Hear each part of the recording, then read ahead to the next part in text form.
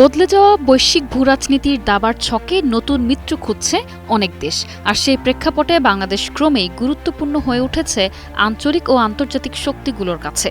দক্ষিণ এশিয়া ও বঙ্গোপসাগরকে ঘিরে কৌশলগত অবস্থান, দ্রুত বিকাশমান অর্থনীতি এবং সশস্ত্র বাহিনীর আধুনিকায়নের প্রচেষ্টা সব মিলিয়ে ঢাকার প্রতি বাড়ছে বিভিন্ন দেশের আগ্রহ।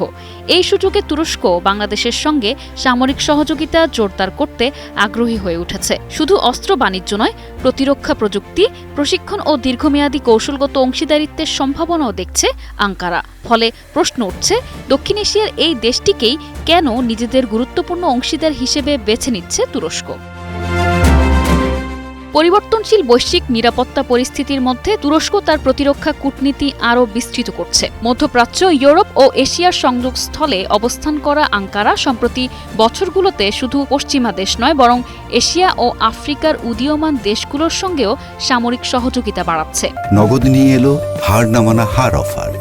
সর্বনিম্ন 10,000 টাকা রেমিটেন্স নগদে পাঠালে থাকছে স্বর্ণের হার জেতার সুযোগ। এই ধারাবাহিকতায় দক্ষিণ এশিয়ার গুরুত্বপূর্ণ দেশ বাংলাদেশও তুরস্কের কৌশলগত নজরে এসেছে। ভূরাজনৈতিক অবস্থানের কারণে বাংলাদেশকে তুরস্ক একটি সম্ভাবনাময় অংশীদার হিসেবে দেখছে। বঙ্গোপসাগর ঘিরে নিরাপত্তা চ্যালেঞ্জ, সমুদ্র পথের গুরুত্ব এবং আঞ্চলিক স্থিতিশীলতায় বাংলাদেশের ভূমিকা সব মিলিয়ে দেশটি আঙ্কারার কাছে কৌশলগতভাবে গুরুত্বপূর্ণ হয়ে উঠছে।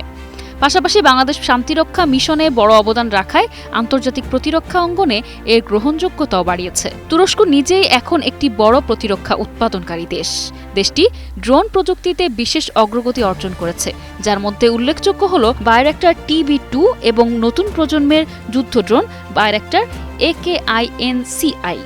এছাড়া আকাশ প্রতিরক্ষা ব্যবস্থা, হাইসার এয়ার ডিফেন্স সিস্টেম, সাঁজোয়া যান, নৌযান এবং ক্ষেপণাস্ত্র প্রযুক্তিতেও দেশটি দ্রুত সক্ষমতা বাড়াচ্ছে। এসব প্রযুক্তি রপ্তানি করে তুরস্ক আন্তর্জাতিক প্রতিরক্ষা বাজারে নিজের অবস্থান শক্ত করছে।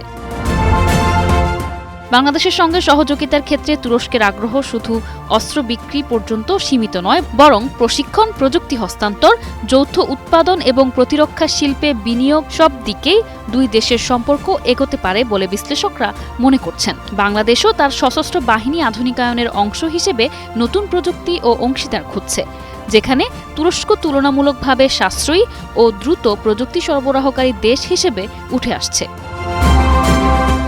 ফলে তুরস্ক বাংলাদেশ প্রতিরক্ষা সহযোগিতা কেবল দ্বিপাক্ষিক সম্পর্কের অংশ নয়, বরং বৃহত্তর ভূরাজনৈতিক সমীকরণেরও ইঙ্গিত দিচ্ছে।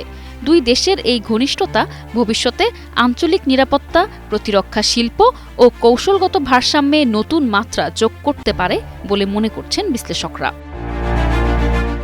নিশা আলম, ডেস্ক রিপোর্ট, 21 টেলিভিশন।